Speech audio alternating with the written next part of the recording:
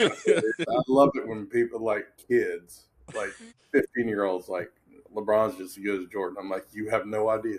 You never watched. I watched both. And Exactly.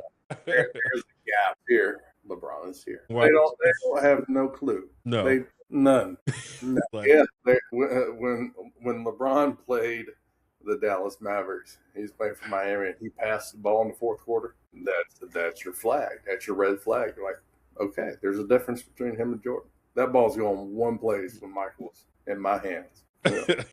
right. Karl Malone, though, man. Karl Malone and Stockton, never. And they never, nobody talks to them. Nobody. Exactly. Crazy. That team was nuts. And they just happened to be in the same time frame as Michael Jordan. That's it. Yeah. Listen, learn, get inspired. I'm Tavis Bryant, and this is BBQ Therapy. Like, subscribe, and follow to help grow the BBQ Therapy community. Also, visit my website at www.bbqtherapypodcast.com. Bring on down, barbecue, your barbecue on. Get your barbecue on. Get your barbecue on. Welcome to the BBQ Therapy Podcast. My name is Tavis Bryant, and today we're sitting down with a pitmaster who's climbed one of the highest mountains in competition barbecue. In 2025, which is last year, Ryan King of Kings BBQ was crowned grand champion at the Jack Daniels World Championship Invitational Barbecue in Lynchburg, Tennessee, one of the most prestigious events in the world of barbecue. Ryan has built a reputation not only on the competition circuit, but also through his food truck, catering business, and a growing line of sauces and rubs. First off, welcome to BBQ Therapy. I got one rule: make yourself at home and speak freely. I will. All right. I'd like to take it back at the beginning. So before the trophies and the competition circuit and the barbecue, where were you born, and what was the food scene in your life growing up, and was any barbecue involved? If you're born in the South, I think it's a prerequisite. It has to be. I was born in St. Augustine, Florida. I grew up in Jacksonville, Florida, and grew up, and there was always cooking going on of some sort. And then my dad would always grill out or cook out at some point in time, 4th of July, Labor Day. Friends come over. So it was always around, but it didn't get serious. Like barbecue didn't get serious until I was laying on my couch one day with my dad watching BBQ Pitmasters, and then it triggered something. In 2014, God introduced me to two things. He introduced me to my wonderful wife, and he introduced me to competition barbecue, all on the same day. Oh, wow. I know. That's a good 4th of July. All right. Do you remember that first thing that you grilled by yourself before competing? Yes, I do. Yes, I do. I cooked some very bad ribs. I mean, bad. It was not, people shouldn't chew ribs like that. And for them not to say this is not good was just a testament to their friendship, because it was to this day I remember you shouldn't have to pull it off like that. And that was a first time me cooking ribs by myself, and I knew something was wrong because I had to get a knife, and I was like, yeah, so this ain't right. Something's missing.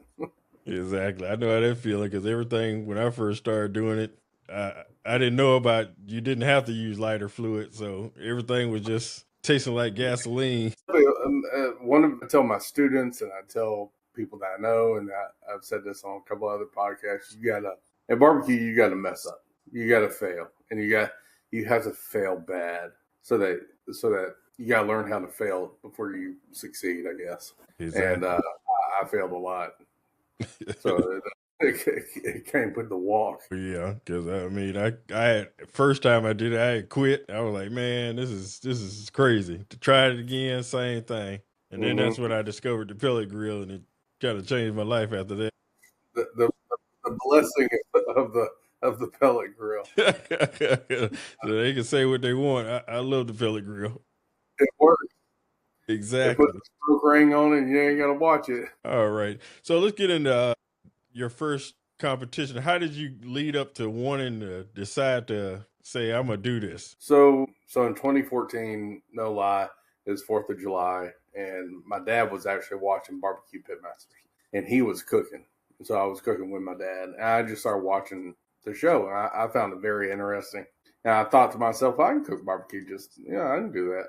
And so I really did meet my wife on that. Well, I already knew my wife, but she came over that day. Literally 3 years later, we're engaged. We get married. She gets me a class to Myron Nixon's class. And if you're ever wanting to do a class, do his or do mine, one of the two. They're great classes. And that's how it started taking off for me after I did his class. And my first competition was actually like a little local event. It wasn't sanctioned or anything. It was for charity. And I was just happy to make tournament. And I didn't score at all. And then you go home and you clean up. I went to this non-sanctioned event with like 8 people, 3 smokers, 2 tents, tables, the whole nine. And yeah, I had 2 trailers pulling all this stuff, and got it all back to, didn't hear my name called, got it all back to the house, cleaned it all up, and I was looking for another one to do. Oh, wow. So it didn't hurt your confidence. My first sanctioned event was a Georgia Barbecue Association event in Jacksonville. And I remember I got next to last in ribs. And I thought I poisoned somebody. I thought someone may have gotten sick. But I did terrible in every category but brisket. Brisket, I got like 15th. There was like 60 people there, 60 competitors. Oh, wow. I took that as a win. Yeah, definitely. I'm a judge for GBA now. And just like you, my wife gifted me the Myron Mixer glass, and I took it like 3 years ago. Oh, yeah. I took it 3 times. Oh, wow. I took the first one when my wife got it to me as a gift. The second time I cooked it, because a buddy of mine wanted to go take it. So I said, well, I'll take it with you.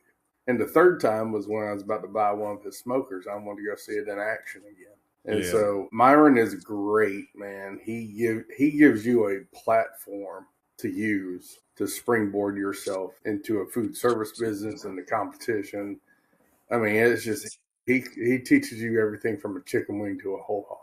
Yeah, and the thing I liked about him was he'll show you, and then you'll go out to the tables and get to do it yourself. Mm-hmm. He'll show you how to do it, then you go do it, and then you eat what you carve up. Exactly. And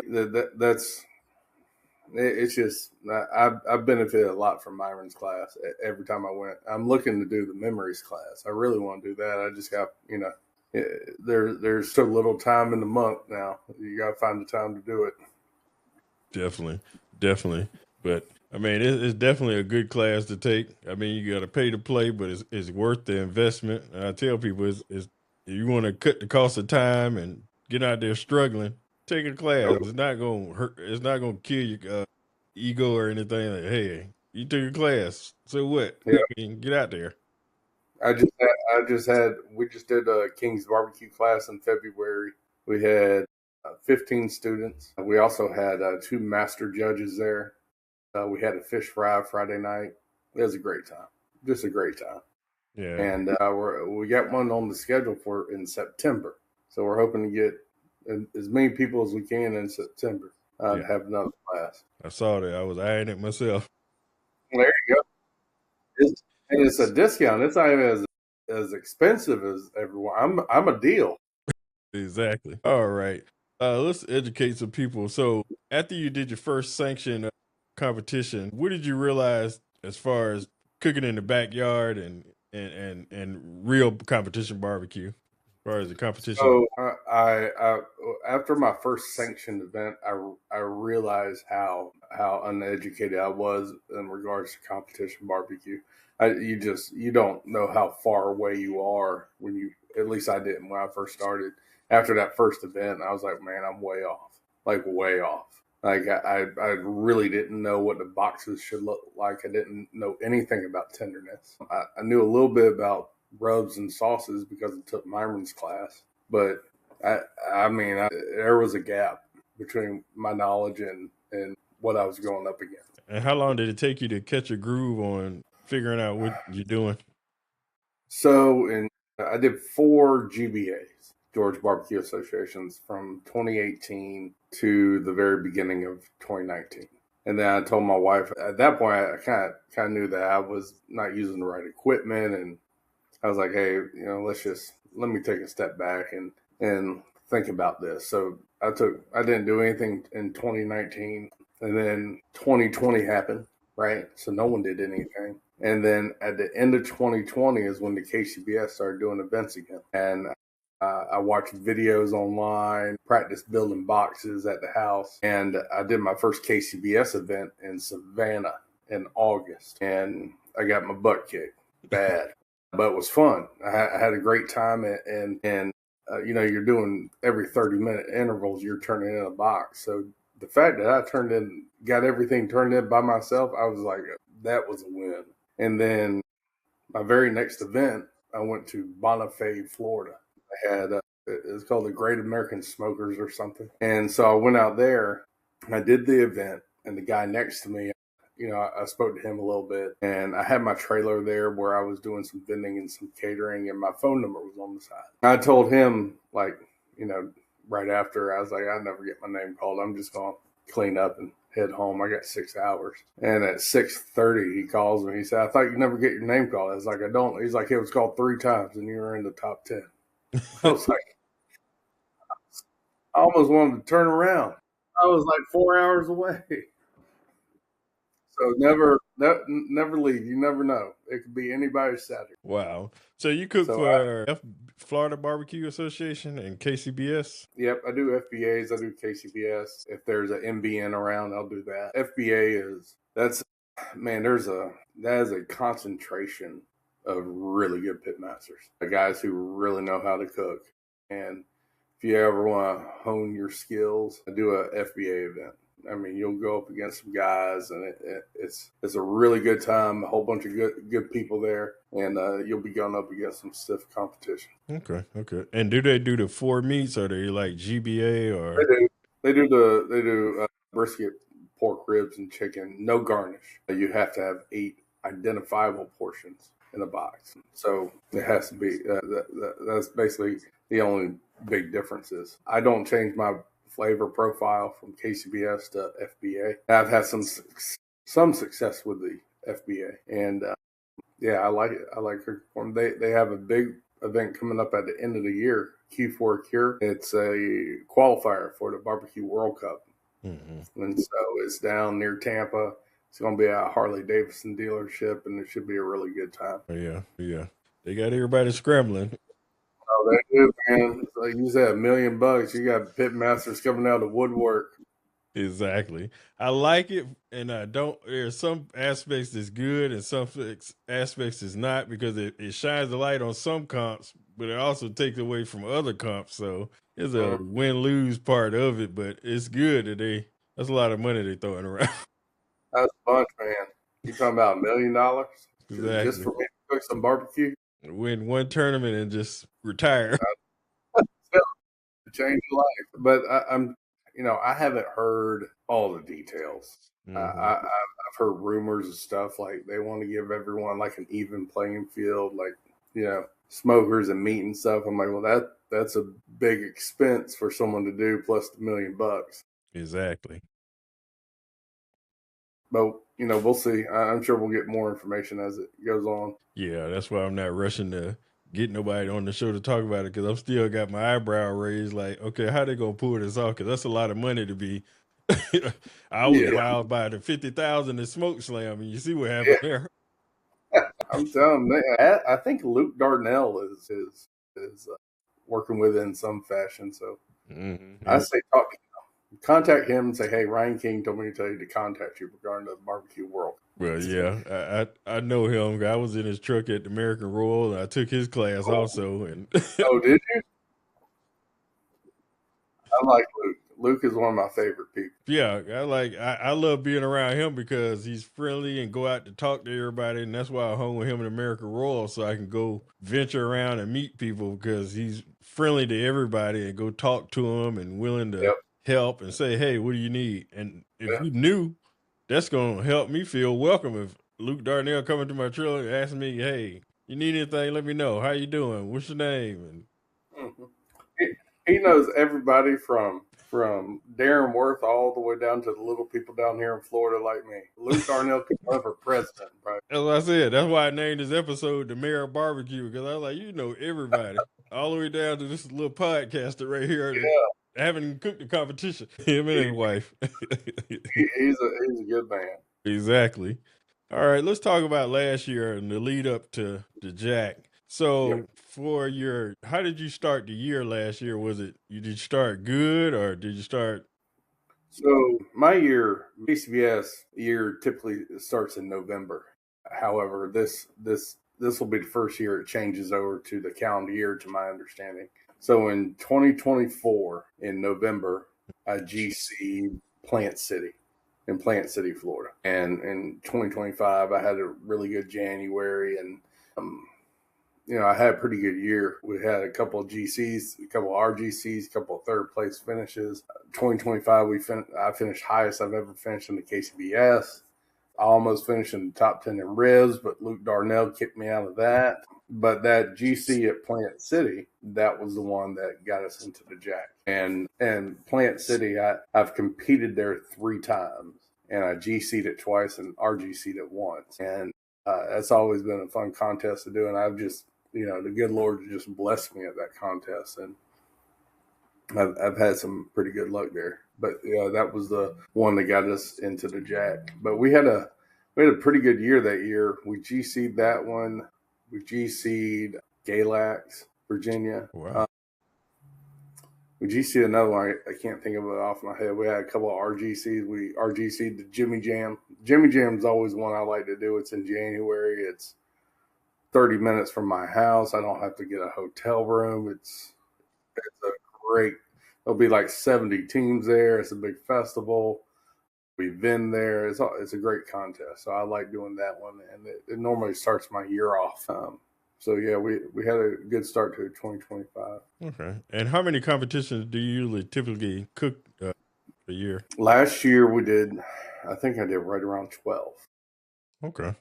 I think the most I've ever done in a calendar year was 17, 18, and that was in 2021. And I'm not sure how many we're going to do this year. Okay, that sounds like a good round number.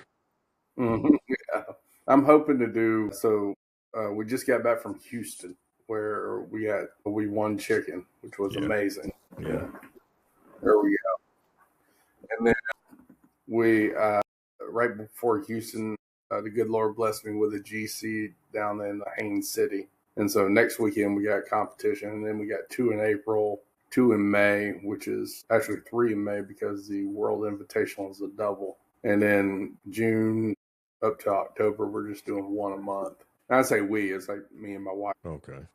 So that's where we're at so far. Okay. Yeah, well, since we're on the subject of her, has she cooked with you the whole time, or? She's been with me ever since I started competing. She's been right by my side. Okay. She has supported me, and whenever, there's times where this barbecue thing is tough, and it will humble you, and it will make you question whether if you're on the right path or not. And to have a best friend next to you saying, "No, we've come too far. The Lord wouldn't have brought you this far just for you to quit." So it's been having her next to me and loving me and keeping me on that right path has been a blessing. Yeah, that's why I definitely love to give props to everybody that's in the truck, because even though it says King's BBQ and you go and everybody say your name, but there's no team without her, and vice versa, that y'all are one regardless of what anybody thinks. So yeah, now that you bring that up, at Houston, it was me, Bad Rooster, Dan Patrick, and Will Jesse, and all of them are pitmasters. All of them can cook, and it took a team to get that first place. Yeah, and we all worked together real well. Dan, Patrick, and Will, they were with me at the Jack. So yeah, it may say King's BBQ on there, but there's times where there are a lot of other hands in there supporting me. Okay. So it was your team at the Houston? Okay. Yeah. Cool. Adam and Tanya, Dan, Patrick, and Will, they were all there, and we knocked it out of the park, and we won chicken. And hey, man, you go to Houston for the first time, you're going up against 250 teams, and to leave there with a win, That was huge. Exactly. I mean, you got 2 big ones under your belt. Yeah, that Jack Daniels was an emotional roller coaster, and it was just an emotional win. That the Houston thing was wild and a big team win. Yeah, definitely. And let's talk about Lynchburg since you brought it up. It's for those that don't know, the Jack is one of the major competitions of the year. You got the Jack, the Royal, Memphis in May, and the Houston Livestock Rodeo. What's the atmosphere around Lynchburg for those that haven't been before? There's something special about that mountain. It is. You get there and it's like the whole city of Lynchburg stop what they're doing just to throw every barbecue cook that got invited there a party just for them. You know, we're always going around to different cities competing at these different KCBS or whatever your sanctioning body is, and typically there's a fundraiser behind it, or there is a, you know, we're trying to raise money for this, and we're trying to win a contest. You go to Lynchburg and it's 100%. Hey, we're here to celebrate you this weekend. Oh wow! When you get there, they park you, and there's 90 some odd teams there, and every one of those teams have won multiple GCs, and they're there for one reason, and that's to win that contest. And everyone is nice, and you get all this swag, and you get to go get a barrel, and then another neat part is you're running into past world champions like Darren Worth and Brad Leininger and Luke, and you're running across these guys, and I don't know, it's kind of like you're rubbing elbows with guys you watched on TV. Exactly. And it's wild, it's fun, it's emotional, and it's great. It's just no two ways about it. It's the best contest ever. Yeah. So when you did your cook that day, did everything go according to plan, or did anything? No, it did not. I had a plan going in there where I had my 4 drums, I had a pellet cooker, and I was just like, man, I'm going to make the best boxes ever known to mankind. You know, I'm going to put separate pork butts and the brisket points on the pellet cooker. I'm just going to cook them at a certain temperature. I'm going to get this. Me and my wife, we got there at 3:00 in the morning, and that pellet cooker wouldn't get over 56 degrees. And I'm just sitting there looking at it, you know, and then it became comical. I'm like, well, this is the best armoire I've ever seen. I set it up like a desk area. I was putting pans and sauces and rings on it. Like, this works perfectly. This is why I brought it. And so we just decided all right, we're just going to use the 4 drums. And so I started cooking on the 4 drums, and, you know, we had some temperature spikes and some ups and downs. And so whenever you're going like this in a contest, when you're walking up to awards, at least for me, my confidence was low. And, you know, my wife told me if the tomb is empty, anything is possible. She's like, keep your head up. Because I told her when we got up there, I was like, let's just sit in the back, baby. Maybe God bless, come back next year. And we're sitting like, you know, 30 yards from the stage, and, you know, it started. And then, you know, so when we get our name call, took us like a half hour to get to the stage. Wow. Were people crowding around you when they started doing the overall? So when we got second place in chicken. So when you're at a contest with 90 teams, you get second place in chicken, and the first place was a 180. You're pretty close to a 180. And then we got a perfect in ribs. So after that, I was just thinking, you know, I was just thanking God. I was like, thank you for allowing me to cook today, and thank you for blessing me with this. And then we didn't get a call on pork, and we didn't get a call on brisket. And typically when that happens, the day's over. So just, you know, and so I'm thinking, you know, I know I got 2 calls, and not a lot of other people got 2 calls, but I'm thinking, I don't know. Especially brisket. I was like, I didn't get a call on brisket. It's going to be rough. And they started doing the top 10, and people started surrounding us, and we're telling them, we're like, we don't know. It could be anybody's ball game, man. Y'all standing around videotaping me. Maybe somebody else. And then when they called us for the GC, it just went crazy. People started throwing whiskey all over us. I was like sticky and everything. But the best part is when that happened, you know, you're hugging everybody and everything, and then you gotta start walking up there. One of the first people I ran into was Darren Worth, and he hugged me and he whispered. He didn't whisper in my ear, but he said, "Hey, take your time with this. Enjoy it. Don't rush." And I was a blubbering mess, crying all over the place. I ran into my friends, rooters and tutors, and hugged them. They're like, "Stop crying, you guys, stop crying." But it was just you can't put words into it. I'll tell a funny story here. So Jordan with janky leg. So we're sitting down. This is before the awards. We're sitting, and he walks up to me. He's like, "Hey man, how's it going?" I was like, "Good man." He's like, "Hey, I just let you know, I think you're cooking good. I think today you got it." And he walked off. I was like, "Thanks, man. Appreciate that." I was like, "What are you doing? Why would you say that?" So every time I got my name called, he just turned around and he like looked at me. I was like, "Leave me alone, bro. I don't even want to talk to you right now." Wow. I still don't know how he did that, to call like that, saying, "Yeah, today's your day." Yeah, out of all the teams there, he come up to you Yeah, and said that. yeah. Unless One he day, said it to everybody.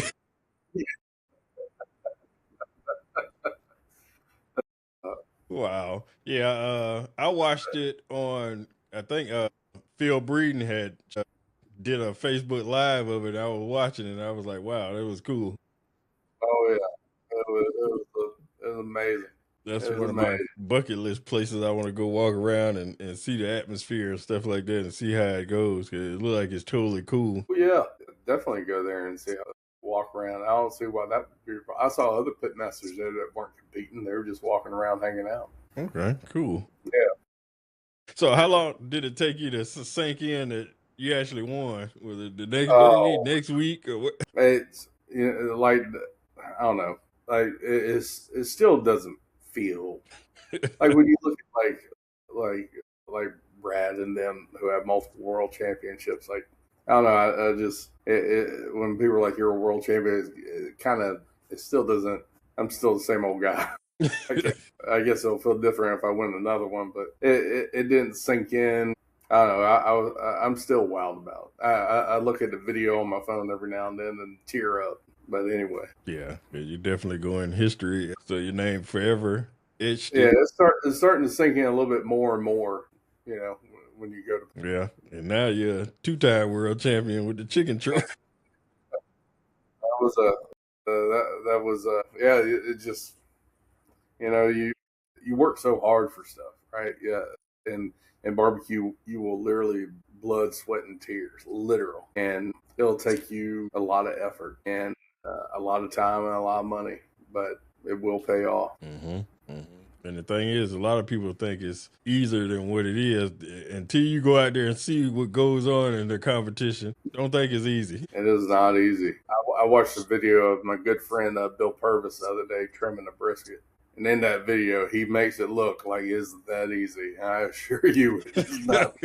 Exactly. He makes it look like it takes 2 seconds, and it does not. Yeah, I tell people that you had barbecue, but you haven't had barbecue until you had Yeah, somebody that's really experienced. I mean, yeah. everybody not the down Bucky's all the time, but Bucky's is not true brisket, like real No, brisket cooked by a true I'll pitman. tap Bucky's all day long. I promise you, it is not Bucky.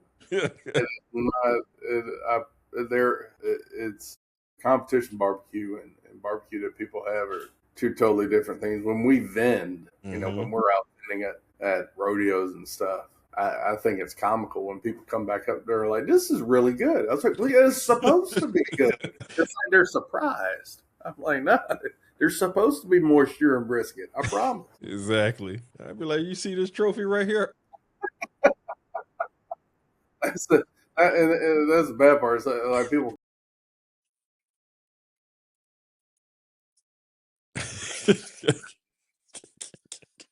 Yeah.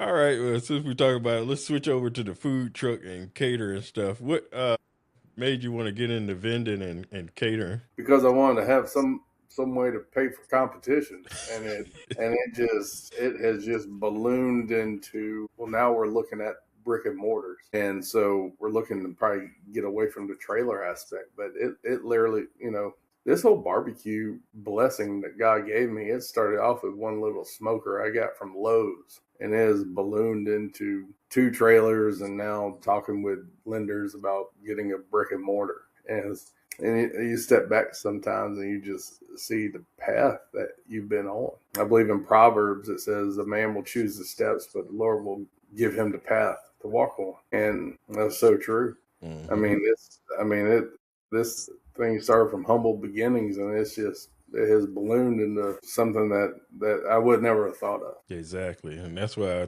tell people to, like, don't think you better than nobody, because you could be up one day and down the next. So if somebody don't turn your nose up for anybody, I mean, if somebody need help, I mean, you ain't got to give them all your secrets, but you can at least help them and at least expand the sport by getting them interested in barbecue and show how friendly the people are, instead of thinking you're better than everybody else and don't have time for other people and stuff like that. Just, I mean, it doesn't kill you. I know if you're in the middle of competition, yeah, but if you just got free time, I mean, say hello, how you doing? Because these are the people you want to buy your product, your sauce and rubs, but you don't have time to talk to them and stuff like that. But Absolutely, yeah. If we don't grow this sport, it's going to be it'll die. mm-hmm. So I tell people am I going, if someone comes up to me that's not in this and like, hey, give me some pointers, am I going to give him some pointers? Absolutely. Am I going to give him some free product? Absolutely. Now he's going to have to, I give you the best rub and sauce on earth. You still got to cook it. Exactly. And the biggest part about competition barbecue is tenderness, and that tenderness is serious. But yeah, absolutely. I mean, I tell people all the time, if you see me at a contest, don't hold back. Come up and say, not from noon, not from 11:30 to 1:30. Leave, I'm really busy during that time. But any other time, come up and say, probably like 2:00. When I'm cleaning. No, the TV cameras never show you cleaning. So come by at 2:00 when you see it filthy.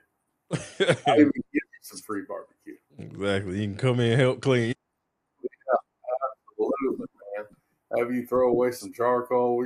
We'll talk about barbecue all day long. All right. And what have you learned on the business side of barbecue that people don't normally realize when you first started doing the vending? That vending is can be there's can be some major ups and major downs. You can feel like you just won the lotto, and the next day you can literally feel like you need to go get food stamps and spare change people at church. We have had some really good days, and there have been some really, really bad days where, you're looking at yourself, you're looking at your wife, and you're wondering, did I make a mistake? Vending, do not listen to people, especially barbecue guys. Barbecue guys will tell you, oh yeah, you can go to this place, vend and make 20 grand. Well, no, that's a lie. So if you do the math, you'll if you have a $6,000-$7,000 day at one of these barbecue events, that's a good day. If people are telling you can make 20, 30 grand, they're lying to you.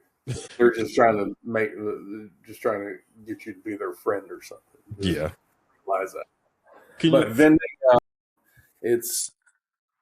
so I tell people this: in order to score at a high level, you got to cook a lot. And vending and catering can help you do that. You'll figure out the tenderness game by the more you cook. And so if you have a business that can provide for your family and help support your barbecue career and teach you about tenderness and flavor profiles and stuff like that, it's only going to make you better. And that's what I've learned with this vending game. And it can lead into catering and can lead into a brick and mortar. It's just, it's going to take a lot of work. There's fairs and festivals where I go from 5 a.m. to 12 p.m., 5-6 days in a row. So, but it can be very beneficial. It can provide for your family, and it can help support your barbecue career. How many people you got working with you in vending? So if we're at a really busy festival, there'll be 4 people in the trailer. Mm-hmm. If we're at just like a normal, we can handle it with 3. And we're typically doing like anywhere from 60 to 90 meals an hour. And that's when we're doing 90 meals an hour, we're at a clip. We're really plugging away. We missed Sip and Swine this year. Last year we were there, and we had 2 good days. And but coming back from Houston is just here's a pro tip: take time off. Don't going every weekend will burn you out, put you away from your friends, your family. Have a weekend off. And me and my wife, we decided not to do sip and swine this year because I came back from Houston and I wanted to be with my family. Yeah, it definitely balanced in everything, and that's why If you don't have that balance, if you'll turn it into a job. And I don't want that. I don't want my competition career to be a job. I love it too much. So you have to step away from it. Exactly. That's how it was when I started the podcast. I came out the gates rolling. I did 20 interviews 1 month, the first month 10, and then I was like, now I'm like, oh, I'm gonna do 5, and then I'm out. I was like, I'm not killing myself. Yeah. If like I got a lot of respect for those teams that do 25, 35 contests a year. They're doing something that I don't think I could do. Yeah.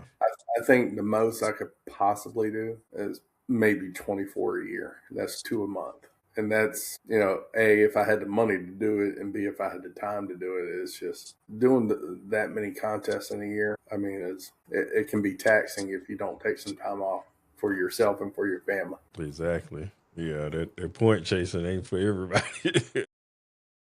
Points.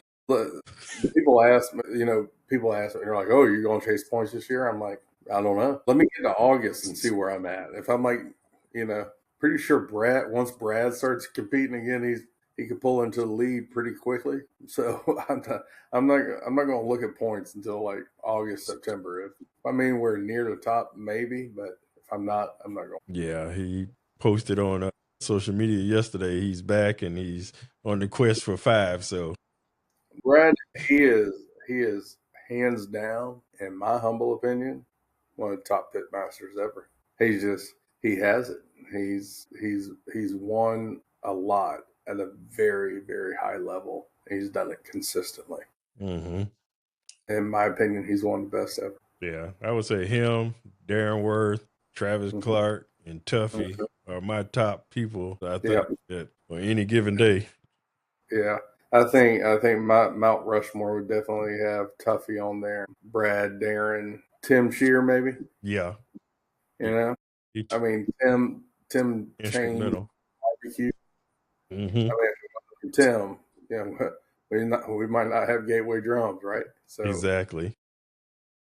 But that's not taken away from any other world champions like Myron or any of those guys. But Brad's up there. He's won enough. He has enough hardware, and he's definitely someone I look up to. Yeah, he knows his stuff. All of them. All right, let's sell some product. All right, I'm gonna read off each of your products. Just tell me a little bit about it. We're gonna start with the sauces. The sweet and smoky competition sauce. So sweet and smoky competition sauce. So it is a sweet sauce that can blend with other sauces very well. It's great on pork, and it's just a good sweet sauce. It has some vanilla hints in it and some maple hints in it, and it's just really good. I use it. I blend it with a couple of other things for my pork sauce, and we just got first place pork 2 weekends ago, so highly recommend it. All right, the sweet rib tickler. It'll tickle your ribs. It's just has a little pop to it. It's also sweet. It goes great in your rib wrap or in your pork wrap. Also can be blended real well with other products. People in the FBA, they'll take my sweet and smoky and my rib tickler, just 1-to-1 ratio, and they've gotten perfect scores. And then the FBA, a perfect score is they don't have a drop score, so it's a perfect. So it does real well. Okay, and the King's JD Spicy. Yeah, that's one of our newer sauces. JD is Jack Daniels. So I made a sauce to turn in at the Jack Daniels. They did not like it. I got like 6 plays, but I liked it. I thought it was very enjoyable. I love the spiciness, the spicy notes. It has some honey notes in it too. And again, it goes great on, believe it or not, it goes really good on some burnt ends.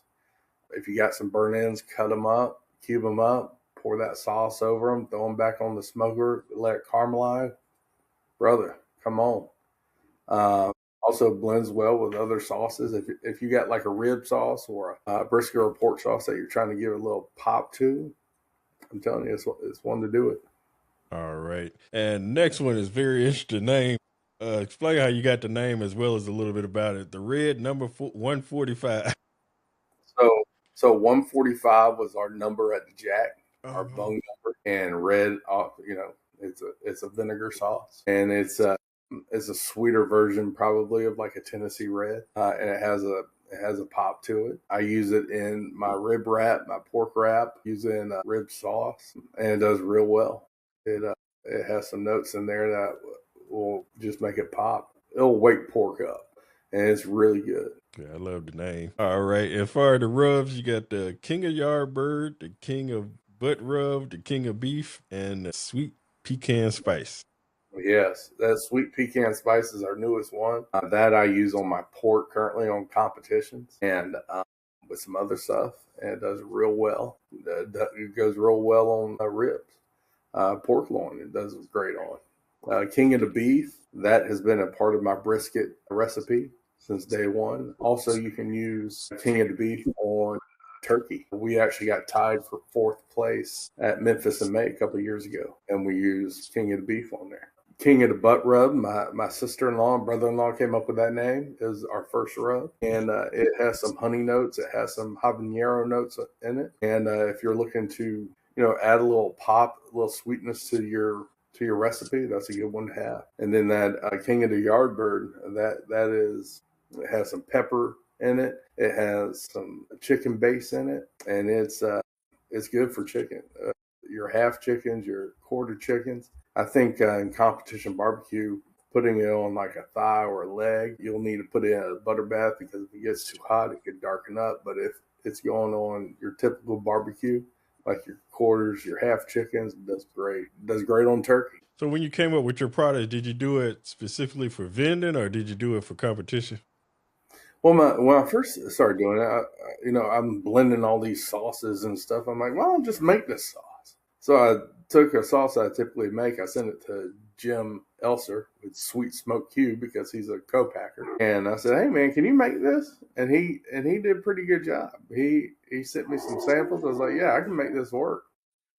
And so then I started playing around with rubs and different products like that and send it to him. He'd send me a sample. If I liked it, I'd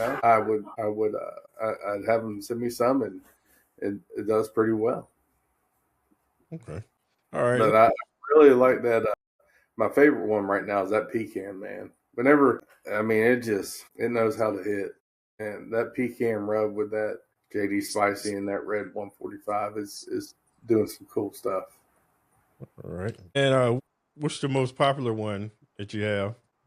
Shoot, I think the most popular is King of the Beef and that Sweet and Smoky. But we just came out with the red 145. We just came out with the JD Spice, and we just came out with the pecan. So in about a year, I anticipate those to be taken over. But right now, as far as most sold, is definitely the beef rub and the sweet and smoky sauce. Okay. That beef rub that has a depth of flavor to it.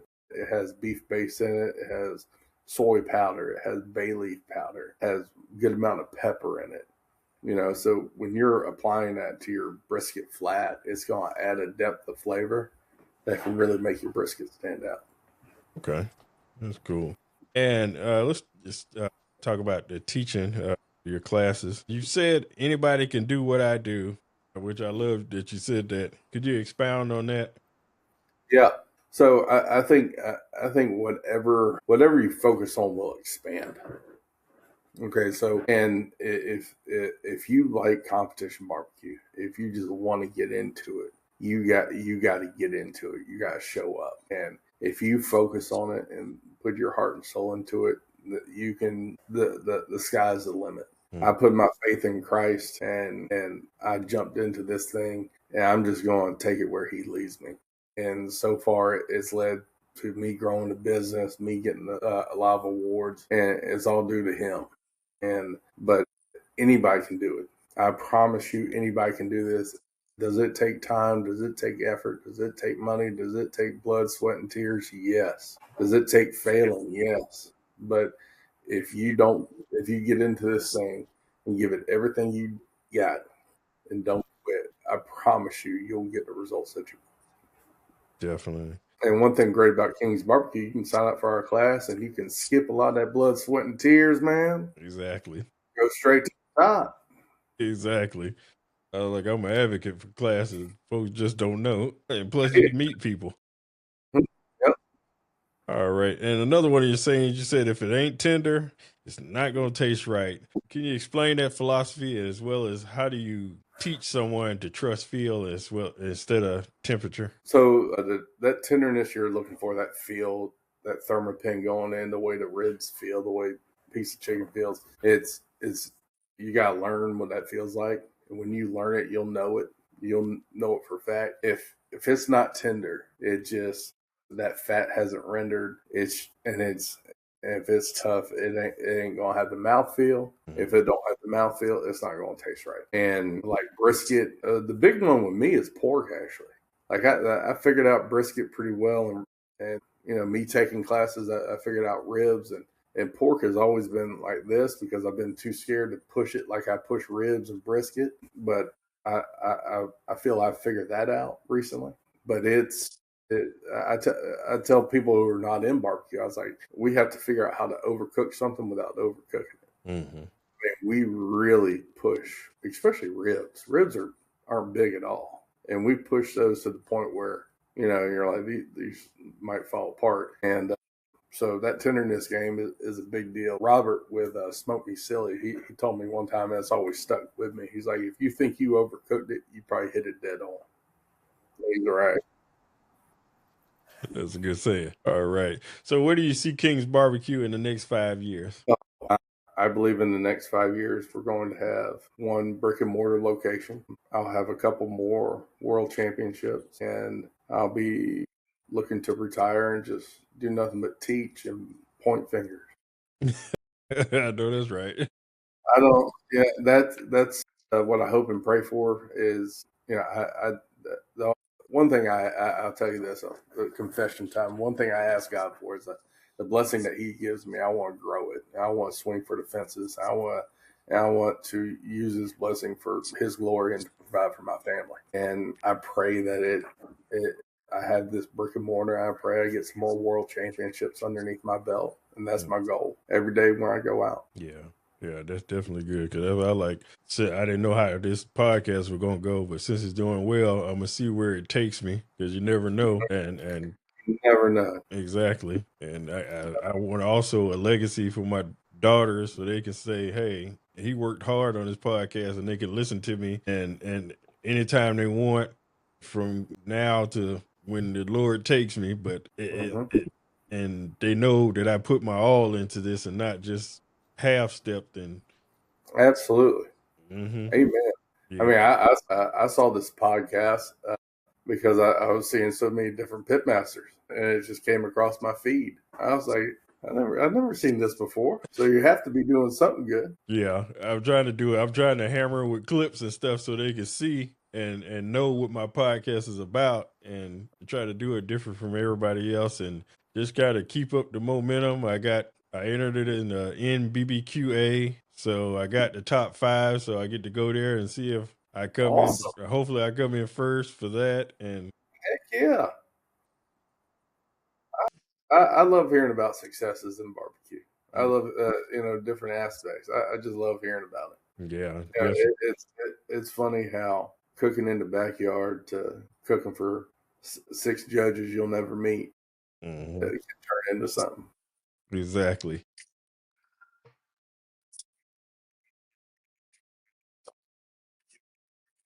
Because this has been the last thing. Having these folks, just like you said, having these folks I was watching on TV, and I was watching you on TV last year, and I was like, and now I got half of the numbers and emails and all this other stuff. So I'm like, it was just little old me in the house by myself. I know. During COVID, I still get. There's times where I still get like kind of starstruck, rubbing elbows with Darren and Brad and stuff, and it's, you know, you step back and you're like wow, look, you know, you look at the broken road that got you this far, right? Yeah, it's amazing. Yeah, because the main reason I kicked it off, because I was dragging my feet about it, is I went to Memphis in May, and one thing about me, I didn't have the podcast, but I always gonna have a shirt or something with my podcast logo and stuff like that. Tim Shear saw it and said, "Hey, can I be on? You got a podcast? Can I be on your podcast?" And I'm sitting here looking at him like, "You ain't even got to ask." He's like, he has to be 7 feet tall. I'm 6'2", and he towered over me. And he snatched my phone, put his number in there, and I immediately went home and got started. He was nice when I met him, man. He seemed like a really good dude. Yeah, so I was like, I mean, if I'm here, anybody can. You just got to put in the work. You do. Be prepared for any situation. That's a big thing with barbecue, and you got to put in the time. You know, don't get me wrong. You can take my class, and that will help you with the steps, and that will help you get along quicker. But you still have to put in that work there, because there's nothing replaces competing at a competition by yourself. And I tell people that, man. I'm like, I know that there's people out there with teams and stuff, and that's great. I highly suggest go to a competition by yourself, do everything by yourself, because it's just going to make you stronger. It's going to put you in a position where you not only can you do it, but you can support your teammate doing it. Exactly, because if they get sick, what happens? Oh yeah, doing it by yourself, that's a different level. Yeah, and I gotta tell people, you got to be prepared for every opportunity also. So it's just like for what you're doing, if somebody come to you and say, "Hey, we need a catering for 1,000 people," and you're like, "Give me a minute, I call you next week, we'll get it done." Like, give me a credit card number and a date and a time and a place. Yeah. I promise you, we're gonna eat. Exactly, because you put in the work and you prepared ahead of time. That's it, man. That hope. So I got a contest coming up next weekend. I was organizing the trailer today, and on Mondays I'm going to do X, on Tuesdays I'm going to do Y, on Wednesdays I'm going to do Z. And my goal is when I pull up and get there, they're checking the meat. I'm setting up. I follow a timeline. Get into that routine. Get into the routine that wins, and then you get into that routine, and it'll be like clockwork. Exactly, repetition. All right, I got one more question, and then I'm gonna play a quick game with you. If you had to cook a competition, you and 3 other people, who would you pick, and which meat is each of you cooking? So I'm picking 3 people? Yes. Okay. So I'm going to pick my team that I took to the Jack, Dan, Patrick, and Will, and my wife. And I'm going to cook the meat. Will is going to make sure the drums are running great, and Dan Patrick is going to be tasting and let me know everything is tasting well. And my wife is going to run the box. And so that's how we set it up, and that's how we knocked it down. So Will sits there and he makes sure that the drum doesn't get over 450 degrees, which I disagree with. I told him to keep it around 325. And Dan, he's my voice of reason. He is, are you sure this is tender, Dan? Yes, it's tender. He's a guy. He has a great palate. So, and then my wife, I want my wife running the boxes because she's the only one that cares more about what's in that box than I do. Exactly. A lot of money on the line. And I told her that. I'm like, I want you. She's like, why do you want me running? I was like, because you care about it more than I do. I need you to do it. Exactly. All right. I got a quick game. In college basketball, they got a tournament bracket. So I made a tournament bracket of 16 meats that you cook on the grill. Just tell me which one that you prefer to eat, and we'll see which one is the winner. Matchup 1 is steak versus smoked ham. Steak. Okay. Next matchup, pork ribs versus smoked turkey. Pork ribs. Okay. Next matchup, burnt ends versus pork chops. Pork chops. Okay. Next matchup is hot dog versus brisket. Brisket. All right. Next matchup is hamburger versus sausage. Hamburger, definitely. All right. Next matchup is lamb versus pork belly. Pork belly, all day. All right. Next matchup, beef ribs versus smoked bologna. Beef ribs. Okay. And next matchup, barbecue shrimp versus smoked chicken. Chicken. Okay. Next round, you got steak versus pork ribs. Get me hungry too. I'm gonna go steak by a slim margin. I mean, like he hit a 3 with no time left. So I win by 1. All right, you got pork chop versus brisket. Brisket. Okay. Hamburger versus pork belly. Pork belly. Okay. And beef ribs versus chicken. Beef ribs. Okay. Final 4, you got steak versus brisket. Brisket. Not by much. And pork belly versus beef ribs. If they're beef plate ribs, then they win. They'll beat the pork belly. All right. Brisket versus beef ribs. Beef ribs, without a doubt. All right. I'll give you a little recipe after this. All right. Beef ribs is the winner. All right. You a big sports fan? I am. All right. I did another bracket. Top 16 athletes of all time. Matchup 1, Michael Phelps versus Simone Biles. Okay. Ali versus Lionel Messi. Ali. All right. Tom Brady versus Roger Federer. Brady. Okay. Barry Bonds versus LeBron James. Bonds. Okay. Usain Bolt versus Tiger Woods. Woods. Okay. Kobe versus Cristiano Ronaldo. Kobe. Okay. Wayne Gretzky versus Dale Earnhardt Sr. Gretzky. Okay. And Michael Jordan versus Serena Williams. Oh, Jordan. Come on. All right. Ali versus Phelps. Ali. Okay. Brady versus Bonds. Brady. Okay. Tiger versus Kobe. Ooh. Kobe. Wow. And Gretzky versus Jordan. Jordan. All right. Final 4, Ali versus Brady. That's a hard one, man. Ali. Right. And Kobe versus MJ. Michael. Right. And Jordan versus Ali. All right. I tell people there's only one right answer. It's just fun getting there. I love it when people like kids, like 15-year-olds, like LeBron's just as good as Jordan. I'm like, you have no idea. No. You never watched. No. I watched both. Exactly. There's a gap. Like here, LeBron is here. Exactly. Like I said, they didn't watch. They don't have no clue. No. None. No. I used to hate Jordan back then because I was a Utah Jazz fan, and I was like, yeah. When LeBron played the Dallas Mavericks, he's playing for Miami, and he passed the ball in the fourth quarter. Yeah. That's your flag. That's your red flag. You're like, okay, there's a difference between him and Jordan. That ball's going one place when Michael was in my hands. Exactly. Yeah. Yeah. All right. Karl Malone and Stockton. Exactly. Very underrated. Stockton been gone all this time, and nobody has not caught up in assists and steals. Ever. And they never, nobody talks. Nobody. Exactly. Crazy.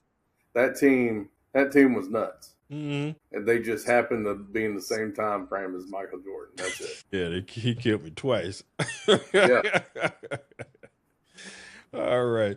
Your therapy session is over. If you want to give your website and promote anybody or give any shout outs. Yeah, if you want to sign up for our barbecue class, you go to kingsbbqjacks.com, or you can send me a private message on any of our social media outlets. If you're ever at a barbecue contest and you have some questions, you go ahead and walk up to me and let me know. And if I can ever help in any way, I'm always available. All right.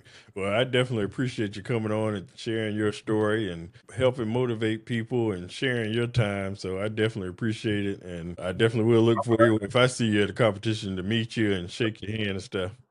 Absolutely. I love meeting new people. I love growing our sport. And if I can help in any way, let me know. But yeah, go to our website, go to our social media outlets and check us out. Definitely.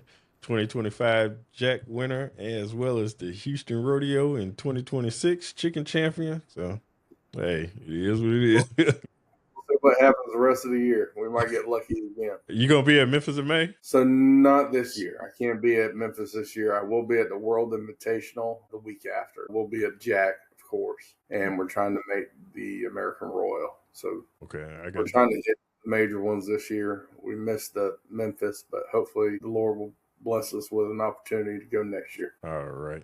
Well, on that note, everybody, we'll see you next episode. Thank you for joining us for another therapy session. And remember, like, follow, and subscribe to help the barbecue therapy community. And also visit our website at www.bbqtherapypodcast.com.